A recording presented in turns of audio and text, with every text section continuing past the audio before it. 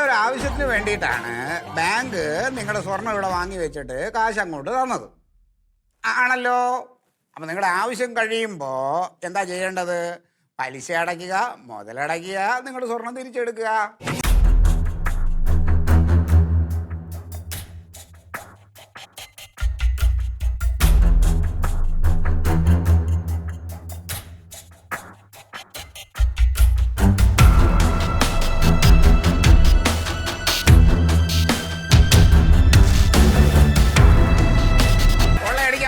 കൊള്ള അടിച്ചോ, പക്ഷെ കൊല്ലരുത്, കൊല്ലരുത്, കൊല്ലരുത്.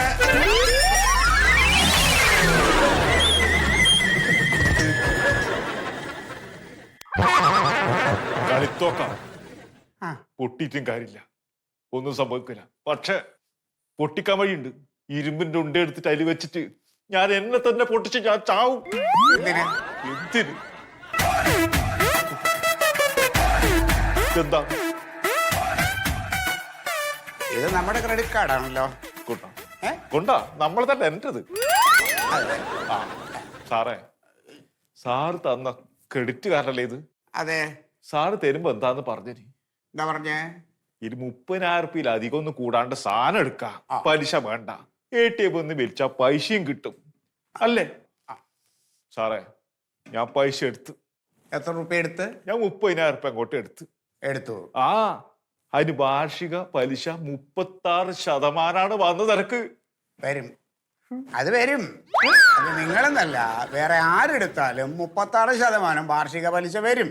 സാധനം വാങ്ങിച്ചല്ലോ. നിങ്ങള് പൈസ എടുത്തിട്ട് സാധനം മേടിച്ചു. പിന്നെ അങ്ങനെ പൈസ എടുക്കാണ്ട് സാധനം മേടിക്കാൻ പറ്റുമോ? പക്ഷെ അങ്ങനല്ല ചെയ്യേണ്ടത്. പിന്നെ നിങ്ങൾ പൈസ എടുക്കാതെ കാർഡ് ഉപയോഗിച്ച് സാധനം മേടിക്കുകയാണ് വേണ്ടത്.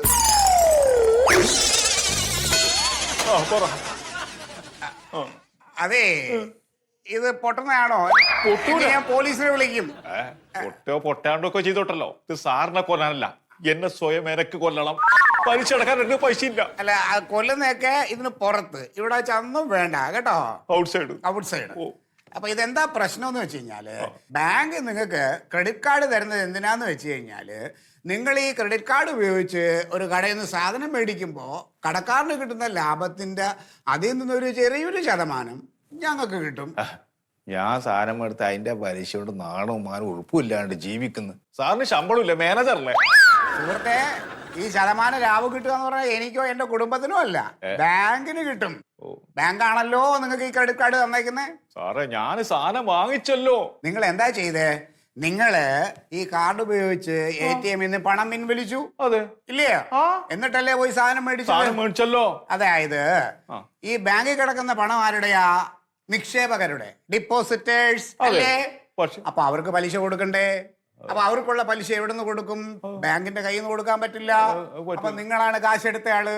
അപ്പൊ നിങ്ങൾ പലിശ കൊടുക്കാൻ ബാധ്യസ്ഥനാണ്. നിങ്ങൾ കൊടുത്തേ പറ്റൂ. അല്ലാതെ നിങ്ങൾ ഈ എന്താ കാശ് കൊടുത്ത് മേടിച്ചേ? സാറേ, ഞാനേ ഒരു മൊബൈൽ മേടിച്ചു. പഴയ മൊബൈൽ കംപ്ലൈന്റ് ആയോ? അത് നല്ല സാധനല്ലേ? അത് മോശ. എന്നാൽ പിന്നെ നമുക്കൊരു ആവേശത്തിന് നമ്മളെ കൈമ ക്രെഡിറ്റ് കാർഡ് ഉണ്ടല്ലോ, അപ്പൊ 30,000 എടുത്തു, അത് മേടിച്ചു. അങ്ങ് മേടിച്ചു അല്ലേ? നിങ്ങളെ പോലെ ഇങ്ങനെ ആവേശം കാണിക്കുന്നവർക്കാണ് കുഴപ്പം. അതായത് നമ്മള് ബാങ്ക് ഈ ക്രെഡിറ്റ് ലിമിറ്റ് തന്നിട്ടുണ്ടല്ലോ, 30 ദിവസം. നിങ്ങൾക്ക് ഒരു പരിധി തന്നിട്ടുണ്ട്. നിങ്ങൾ ഈ സാധനം മേടിച്ചിട്ട് ഈ 30 ദിവസത്തിനകത്ത് കൃത്യമായിട്ട് അടച്ചു കഴിഞ്ഞാൽ അതിന് കുഴപ്പമില്ല. നിങ്ങളെപ്പോലെ ഇങ്ങനെ ആവേശം വരുന്നവർ കണ്ണി കണ്ടതെല്ലാം മേടിച്ചിട്ട് ഇത് ഇങ്ങനെ പെൻഡിങ് ഇട്ട് പൈസ എടുത്ത് വരുമ്പോൾ ആണ് ഇത് കുഴപ്പമാവുന്നത്. അപ്പോൾ ഇനി ഒരിക്കലും ഈ ക്രെഡിറ്റ് കാർഡ് ഉപയോഗിച്ച് പൈസ വലിക്കരുത്. പൈസ വലിച്ചാൽ പലിശ അടയ്ക്കണം. സാറേ, ഈ ക്രെഡിറ്റ് കാർഡ് എനിക്ക് വേണ്ട. ഇതെ കൊണ്ട് വെറും ചോറാ. ഞാൻ അറിയാണ്ട് പൈസ എടുത്തു പോകും. പിന്നെ പലിശ അടക്കണ്ടേ? പലിശ അടക്കാൻ 10 പൈസ കൈമിയില്ല. സാറ് ഒരു കാര്യം ചെയ്യും, ഈ 36% വാർഷിക പലിശ വന്നല്ലോ, അത് സാർ അടച്ച് ഒഴിവാക്കി തന്നെ.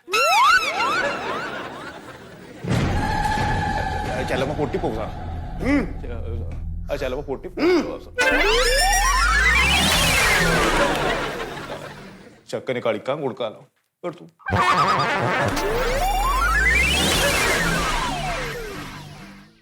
യോഗ്യതയില്ലാത്തവർക്ക് ക്രെഡിറ്റ് കാർഡ് കൊടുത്താൽ ഇതായിരിക്കും അവസ്ഥ.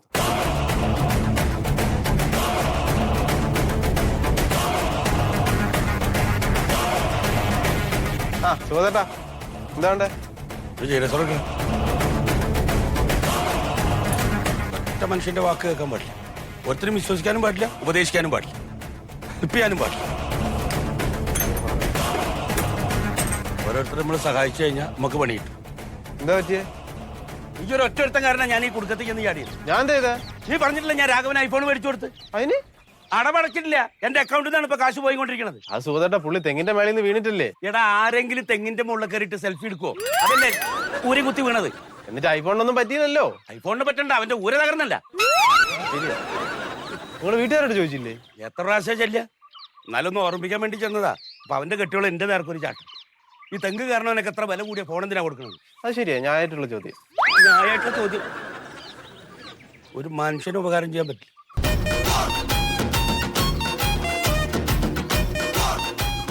ഈ ജീരക സോഡ എന്നൊക്കെ പറഞ്ഞാൽ നല്ല ഗ്യാസ് വേണം. കുടിച്ച് കഴിഞ്ഞാൽ അങ്ങട് ഏത് വരണം.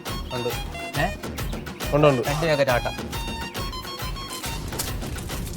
വേറെ 1 പാക്കറ്റ് ഉപ്പ്, ഉജാലുണ്ട്, ബിസ്ക്കറ്റ് നന്ദി. ചെറുത് വേണോ വലുതാ? വലിയ എടുത്തോ. എത്രയാ?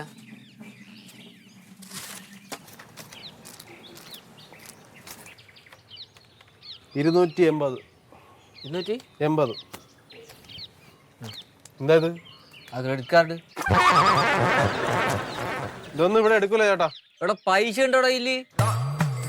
ചേട്ടാ അതൊക്കെ വലിയ വലിയ കടകളിൽ എടുക്കുള്ളൂ, ഇവിടെ എടുക്കൂല. എന്തിനാ ചങ്ങായി ഈ 2024 ഇനി ക്രെഡിറ്റ് കാർഡ് എടുക്കാതെ പീടിയോ?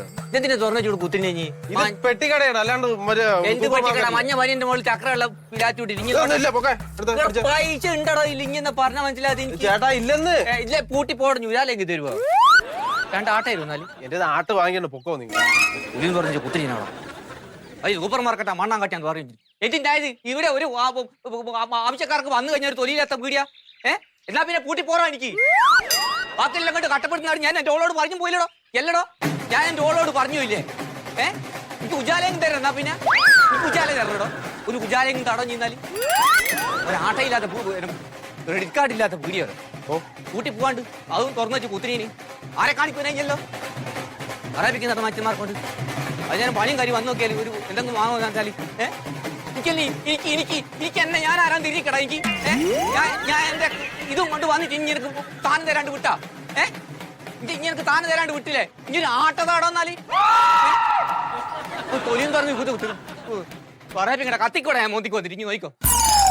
കത്തിക്കട ഞാൻ വൈകിട്ട് കുത്തി. പൈസ അങ്ങോട്ട് കൊടുക്കുമ്പോൾ ബാങ്ക് കൊള്ളാവുന്നവർ, അത് തിരിച്ചു മേടിക്കാൻ നോക്കിയാൽ ബാങ്ക് കൊള്ളക്കാരാ.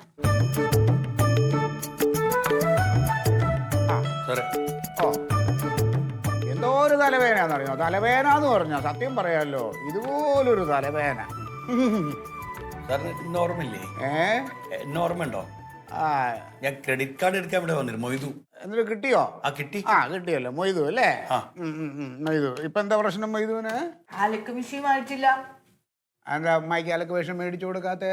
സാറേ, വാഷിംഗ് മെഷീൻ മേടിക്കുന്നതിന് മുമ്പ് ഉമ്മ കിടക്ക, കസേര, ബെഞ്ച്, സ്റ്റൂള്, ചെരവ, എന്തൊരു അമ്മിക്കുട്ടി വരെ മേടിച്ചിരിക്കണ്. അതെയാ? അപ്പൊ അമ്മിക്കുട്ടി നേരത്തെ ഇല്ലേ? അമ്മിക്കുട്ടി ഉണ്ട്. ഇത് വേറൊന്ന് കണ്ടപ്പോ അത് മേടിച്ചാ. ഉമ്മക്ക് ഈ കാർഡ് കയ്യിൽ കിട്ടിയപ്പോ ഉമ്മക്ക് ഒരു ഹരം. ഇത് ഹരമല്ല, ഇതിന് ജ്വരാന്നാ പറയണേ ചില ആൾക്കാരിങ്ങനെ. പറഞ്ഞു മനസ്സിലാക്കി കൊടുക്കും സാറേ. അപ്പൊ ആവശ്യമുള്ള സാധനം മേടിച്ചില്ല. അത് മേടിച്ചില്ല. ഞാൻ ഇപ്പോഴും കൈയോട്ട് തിരുമ്പ്. അതിനെന്താ വാഷിംഗ് മെഷീൻ ഇനിയും മേടിക്കാലോ? അതിന് ലിമിറ്റ് തീർന്നല്ലോ സാറേ. ഓ, കഴിഞ്ഞോ? ഇപ്പൊ കണ്ണി കണ്ട സാധനങ്ങളെല്ലാം മേടിച്ചു, ആവശ്യമുള്ള വാഷിംഗ് മെഷീൻ മേടിച്ചു ഇല്ല അല്ലേ? വിഷമിക്കണ്ട, ഇപ്പോഴത്തെ ഇതങ്ങ് അടച്ചിട്ട് ഇനി അടുത്ത മാസത്തെ ലിമിറ്റിൽ നിങ്ങൾക്ക് വാഷിംഗ് മെഷീൻ മേടിക്കാലോ. ഡ്യൂ ഡേറ്റും കഴിഞ്ഞു പോയി. ഡ്യൂ ഡേറ്റ് കഴിഞ്ഞു പോയി. എന്താ ഓർത്തില്ലേ? ഓർക്കേറ്റല്ല, ഒത്തില്ല. എന്ത്? മോന്റെ ഒരു കായില്ല തന്നെ. അത് ശരി. നിങ്ങൾ എന്താന്ന് വെച്ച് കഴിഞ്ഞാല് നമ്മൾ ഈ ക്രെഡിറ്റ് കാർഡ് തരുന്നത് നിങ്ങളത് മാന്യമായിട്ട് ഉപയോഗിക്കാൻ വേണ്ടിയിട്ടാണ്. ഇതിന് നിങ്ങൾക്ക് 30 ദിവസത്തെ പീരീഡ് നമ്മൾ തരുന്നുണ്ട്. അപ്പൊ ആ പീരീഡിനുള്ളിൽ നിങ്ങൾ കൃത്യമായിട്ട് അടച്ചു കഴിഞ്ഞാൽ നിങ്ങൾക്ക് പലിശയേ ഇല്ല. അത് ആ രീതിയിൽ ഉപയോഗിക്കേണ്ട സാധനം നിങ്ങൾ ഈ ഓർക്കാതെയും ഇത് അശ്രദ്ധയോട് ഉപയോഗിക്കുന്നവര് ദൈവത്തെ ഓർത്ത് നിങ്ങൾ ഈ ക്രെഡിറ്റ് കാർഡ് എടുക്കരുത്. എനിക്കത് നിങ്ങളോട് പറയാനുള്ള കാര്യമാണ്. എന്ത് ഈ പറയണ്?